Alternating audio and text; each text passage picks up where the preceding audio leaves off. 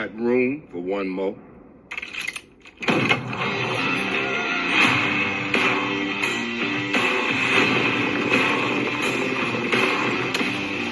They call him the hangman.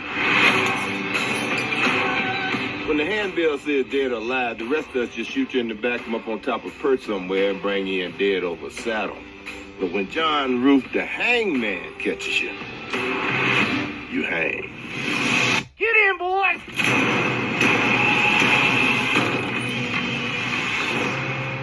This here is Daisy Domergue. She's wanted dead or alive for murder. When that sun comes out, I'm taking this woman to hang. Is there anybody here committed to stopping me from doing that? Well. Looks like Minnie's haberdashery is about to get cozy for the next few days. Yes, it does.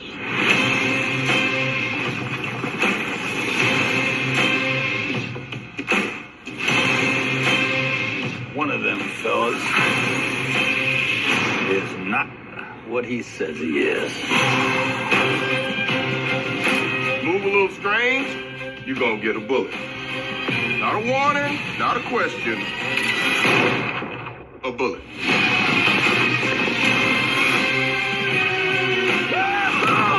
Now we're talking.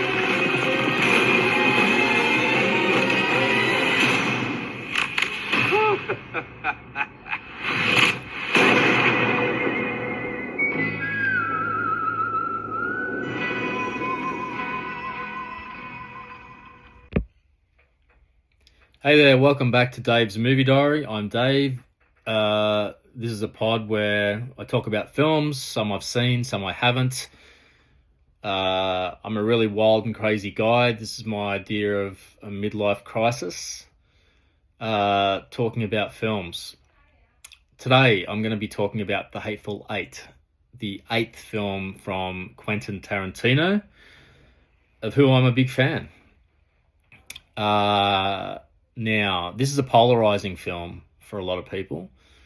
It's probably one of his most polarizing. Some people stand by it, other people don't. And I'm going to talk about my experience with it. I saw it not long after it came out. I can't recall the circumstances, but it wasn't in the cinema. It was one of those things where someone obtained a copy of it and gave it to me.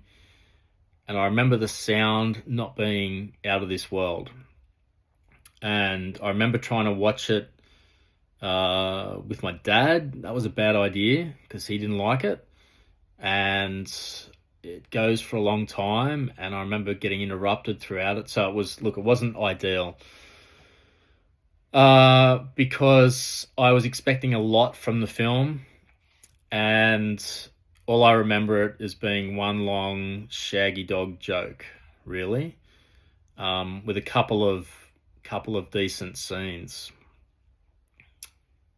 What's it about? Well, it was released in 2015.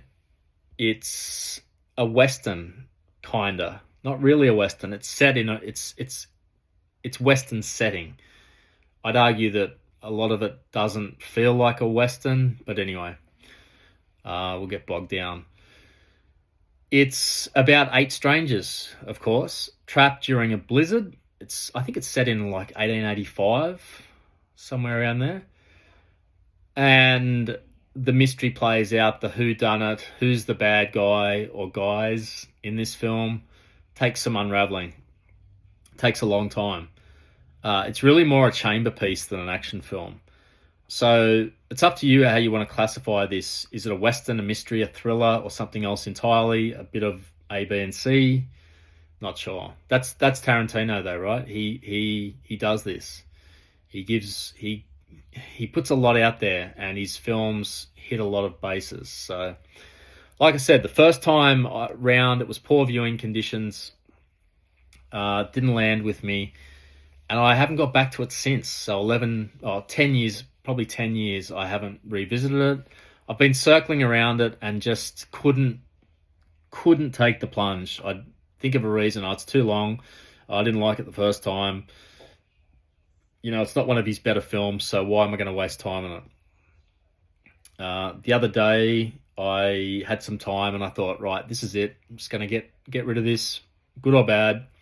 Sat down, isolated myself, watched it from start to finish. And I think I was pretty spot on the first time, actually. Whether the viewing conditions are good or not, I just don't like this film. I think it's overrated. I think it's bloated. I don't think the performances are very good. It's way too long. I think it's very knowing. It's too knowing. It's too self-aware. There's a lot of things I don't like about it, sadly, because I really like Tarantino and I like what he was trying to do. It just wasn't executed very well. I think his reputation got in the way. I wonder if anyone was there to tell him maybe some of this wasn't a good idea. So, oddly enough, I think my memories were actually kinder than the reality. I was an early paid up member of the Tarantino fan club because I was there at the time and I was the right age to really get sucked into what he was doing. I can remember when Reservoir Dogs came out.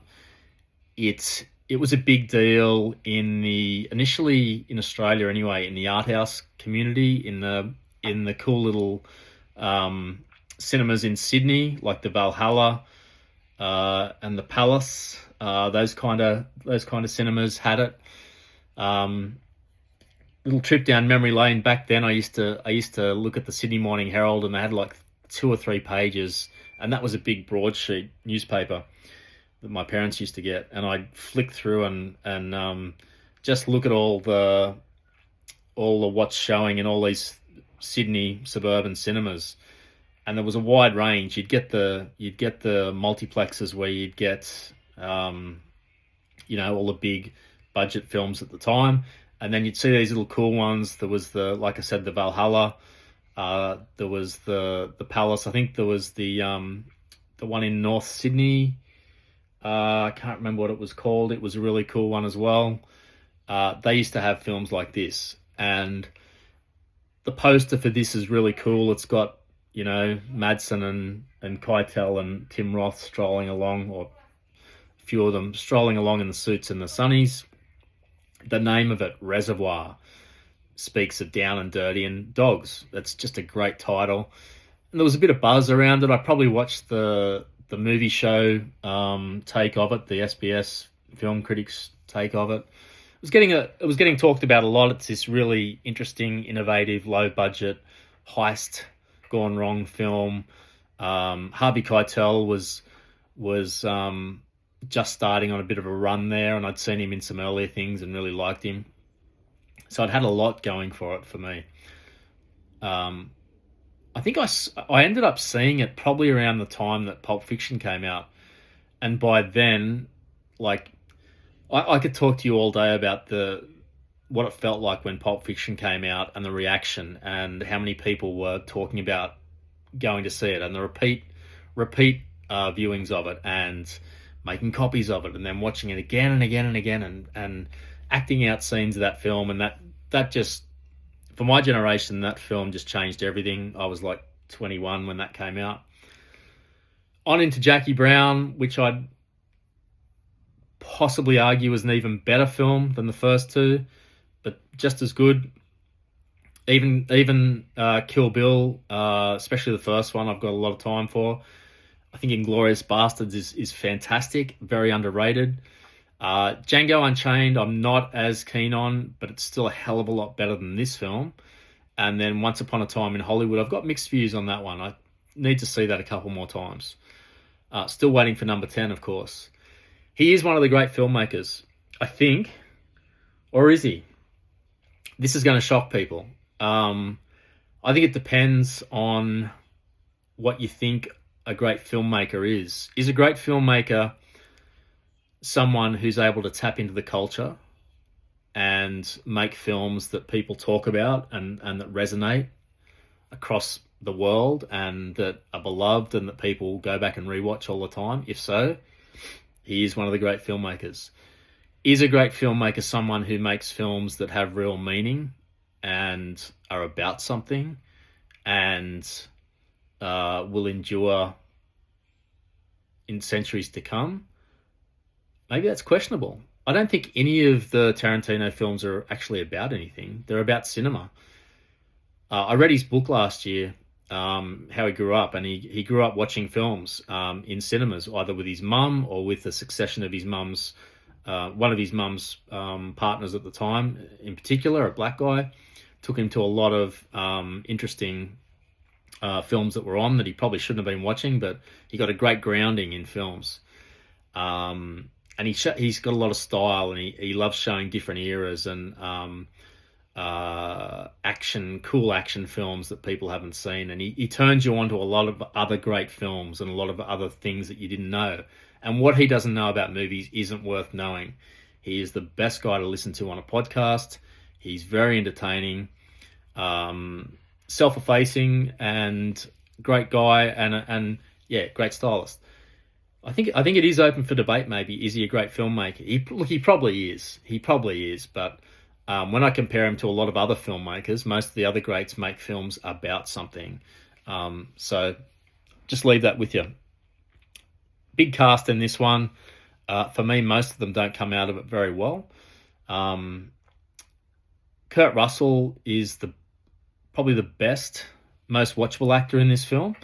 I like Kurt Russell. I love what he did in his early to mid 80s phase, where he was in films like Escape from New York, The Thing, on into Big Trouble in Little China, even Tango and Cash. Backdraft, he was good in that. Look, he's always good. He's always watchable. And he's the best part about this. He looks comfortable in those harsh environments. He looks like he's from the time. He's got that old world sort of charm and swagger, and he looks like a straight up guy. I think he is actually in real life. Brings an old school movie star presence. Jennifer Jason Leigh is probably just as good. She's probably the film's MVP for me. She fully commits to the role. God, she takes some punishment. She try and think of things that don't end up on her face. Food, coffee, blood, fists, you name it, gets splattered across her face at some point. Sam Jackson, big fan of Sam. Probably first saw him in Pulp Fiction or one of his bit parts leading up to Pulp Fiction, and been on board ever since. Especially Jackie Brown. I think Jackie Brown is his best role. Tarantino's standout. He's like De Niro nearly for Tarantino. He's in the film for long stretches. He's a commanding presence, but some of the dialogue gets a bit over the top, and some of it gets a bit stagey. Too stagey for me. Too aware of. Tarantino seems to be too aware of the power of Sam Jackson and abuses it, and the performance doesn't end up being that strong for me. Too much of a good thing can sometimes be not a good thing. Apart from his confrontation with Bruce Dern as the old Southern Civil War colonel, that is a standout. That's one of the few parts of the film that I thought was worth watching. Tim Roth and Michael Madsen, other Tarantino alumni, pretty much underused and wasted in this film. Tim Roth at least has an interesting accent change and is always pretty watchable. I can't say the same for poor old Michael Madsen, sadly. He's terrible in this. It's just a nothing part, and he's just in bad shape by the time this came out. Contrast this to Reservoir Dogs, of course, when he was just electric. Tragic mistake that he didn't accept the role that Travolta took in Pulp Fiction. Would have changed his life, I think. But he didn't. He went off and made Wide Earp. So that's sad. Some things that did work for me, the winter atmosphere really works. It's one of the coldest looking films ever made. The blizzards are always there and it looks real. It probably was filmed in a blizzard. I watched it here in winter and I felt so good being nice and warm inside, so it's done really well. Cinematography is fantastic. It's gorgeous widescreen photography. Every film looks expensive and the color is brilliant. Jennifer Jason Leigh, like I said, complete commitment, as I always expect from her, never phones it in. The Sam Jackson versus Bruce Dern scene is elite. It keeps on rising to new heights with the story that Sam Jackson tells. Just when you think it can't get any worse, it does get worse. And that's probably the only part of the film where there's some genuine tension for me. It wakes up in that part. Pity it took like 100 and something minutes to get there. I kept on checking my watch. This is one of the main things that doesn't work. The running time is completely excessive. It's only 3 hours, and you could lose an hour without any damage. Lose a lot more, actually. I kept on looking at my watch, and nothing much had happened. I'm all for a slow burn. I grew up in an era when films really slowed it down, and I love international cinema that's often really slow, but something's happening. It's ticking along. This is just a lot of posturing and, I don't know, a lot of wasted breath and effort. It's 45 minutes before they get to the haberdashery, Minnie's haberdashery. 80 minutes before there's any genuine momentum. It's just too slow. He's just wallowing in for me, he was just wallowing in his own ability to do whatever he liked. Sometimes it's not a good thing to have total control. Above all, I had no emotional investment in this film. I didn't care about anyone. There's nobody to root for. Maybe Kurt Russell a little bit, but I just didn't care about anyone else. And combine that with nearly 3 hours of not much happening, it's a bad mix. The violence is way too much. I'm not someone who has a thing against violence. I spent most of the 1980s arguing with my mum about on-screen violence and that it doesn't have any effect on people. I still stand by that, but this film is just ridiculous. It's got repeated violence against Jennifer Jason Leigh, which is just unnecessary. It hurts the film. It's over the top. It just numbs you in the end. It doesn't shock anymore. It's a real detriment to the film. And the dialogue is so theatrical, as if anyone spoke like that back then. I get it. The dialogue's usually really cool in Hippolyte's films. This one, it's just shocking. And it's so obvious. Inside the haberdashery, at one point, they're all spread out across this room in corners. And it's so artificial how one conversation's going on, and as soon as it ends, another one starts up like clockwork. And I was watching the other characters, and they're just standing around not doing anything. It looked like a play, but nowhere near as interesting. What else? The race and the language and Tarantino. I get it. A big part of this film is the dynamic of having Sam Jackson as a black man in that 1880s setting. You know, the Civil War's not long finished. It's a real theme driving the storyline. Fine. The N-word's used way too much, and like the violence, it just gets to be too much, and it loses it. It not only loses its impact, but it just becomes really sad and embarrassing. Tarantino's had a long fascination with racial tension, and I think he's abused his license to do that a little bit too often. He gets away with it a lot because of the hipness of his films, and because he uses black actors, and because he grew up championing. I can't say that word. Making a lot of black films widely known and accessible. Fantastic. And I'm not for 1 minute saying that he's a racist. I don't think he is. But I just think sometimes, and this film is the worst expression of it, that there's too much focus on the racial aspect, and I just think it hurts the film. That's the main thing that annoys me. The dramatic effect is not there. So I touched on it before, but big question: is this film about anything? Is there anything else sort of underneath? There's no heart to it. And when I do compare Tarantino to Scorsese or Coppola or Spielberg or even Brian De Palma, he was a stylist too, but he was interested in provoking us and seeing how it felt to be uncomfortable in being a voyeur or things like that. Like I said, I think his films are ultimately about cinema itself. It's not a bad thing. I'm just putting it out there. I'm still a huge fan, and I love the films of his that I love. God, I love them. Those early ones in particular, and he wrote the screenplay for True Romance, and gave it to Tony Scott. Also for Natural Born Killers, which is a film I haven't seen for a long time. The guy is an unbelievable talent, so creative. I love just hearing him talk. Ideas are bouncing off all over each other. I just think he missed the boat with this one. So what it feels like now, after 10 years, is pretty much the same as the first time. Beautifully made, technically impressive, looks great.